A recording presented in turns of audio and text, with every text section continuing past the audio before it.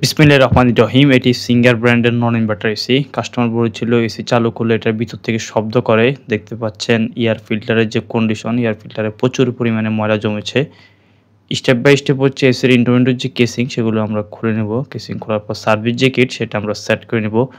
Casing খোলার পর cooling কয়েলের মধ্যে আমরা দেখতে পাই হালকা ময়লা জমেছে। ব্লোয়ের মধ্যে মোটামুটি ভালোই ময়লা ছিল।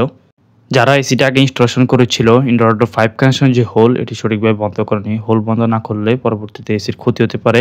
কাজের শেষ আমরা হোলটি সুন্দর করে বন্ধ করে দিব। ভিডিওর সামনের অংশে প্রেসার ওয়াশার দিয়ে সুন্দর করে এসিটি ক্লিন করে নেব।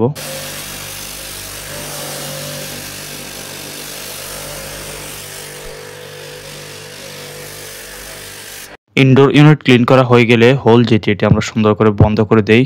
এসির ইনডোর আউটডোর 5 কানেকশন যে হোল করা হয়, হোলটি যদি বন্ধ করা না হয় এতে করে পরবর্তীতে ইঁদুর বা পাখি এখানে বাসা করে এসির ক্ষতি করে ফেলবে। ক্লিন করার পর কুলিং কয়েলের যে কন্ডিশন দেখতে পাচ্ছেন পুরাই চকাচক দেখাচ্ছে। এসির এয়ার ফিল্টার যদি নিয়মিত পরিষ্কার করা না হয় এতে করে হচ্ছে আস্তে আস্তে কুলিং কয়েলের মধ্যে ময়লা জমতে থাকে। একসময় হচ্ছে এসি আর রুমকে সঠিকভাবে ঠান্ডা করতে পারে না। এতে করে বিদ্যুৎ যে বিল এটাও বেশি আসে। ব্লোয়ের কন্ডিশন দেখতে পাচ্ছেন সুন্দরভাবে আমরা ক্লিন করে নেই, পুরাই পরিষ্কার দেখাচ্ছে। ইনডোর সাইডের কাজ শেষ হয়ে গেলে অতঃপর আউটডোর সাইডে গিয়ে আউটডোর যে ইউনিট সেটা আমরা ক্লিন করে নিব। উপরের যে টপ কভার সেটা আমরা খুলে কন্ডেন্সারকে সুন্দর করে ক্লিন করে নিব।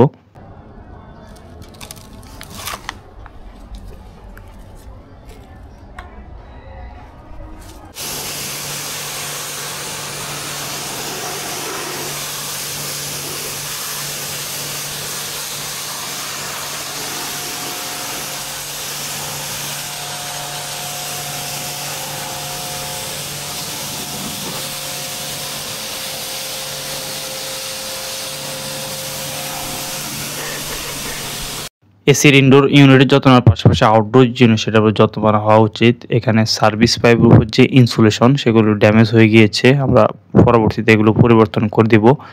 ইনসুলেশন যদি না থাকে এতে করে একসময় সার্ভিস পাইপ লিক হয়ে যাওয়ার সম্ভাবনা থাকে। ক্লিন করার পর আউটডোরের যে কন্ডেন্সার এটা ফুল পরিষ্কার দেখাচ্ছে। ভিতরে গিয়ে আমরা এসিটি চালিয়ে এটার কুলিং যে পারফরমেন্স সেটা আমরা টেস্ট করে নিচ্ছি। এসি থেকে ভালো সার্ভিস পেতে নিয়মিত এসির এয়ার ফিল্টার পরিষ্কার রাখুন। বাসাবাড়ির ক্ষেত্রে 6 মাস অন্তর অন্তর অভিজ্ঞ টেকনিশিয়ানের মাধ্যমে এসি সার্ভিস নিয়ে নেন। ধন্যবাদ। আল্লাহ হাফেজ।